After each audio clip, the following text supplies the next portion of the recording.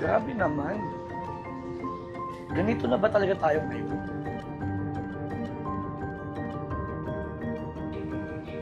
Papanoorin na lang ba natin? May magagawa pa tayo.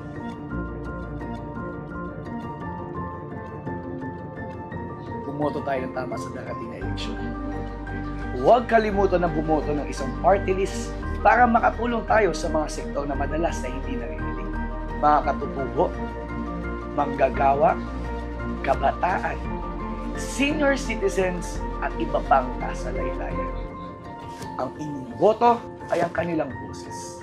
Ang Pinoy Ako Party List ay kumikilos, may malinaw na plano at may konkretong solusyon para sa pinakamalaking suliranin ng bayan. Piliin natin Pinoy Ako Party List, number 99 sa balota. Dahil ang isang tamang boto, maaaring maging sagot sa kanilang pangangailangan. Tandaan, huwag sayangin ang inyong boto. Isang party list lang ang kailangan iboto. Pinoy Ako Party List, number 99 sa balota.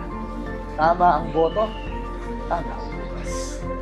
This political advertisement has been paid for and by Pinoy Ako Party List, Atherton Place, Roses Avenue, Corner Tomas Morato, Quezon City.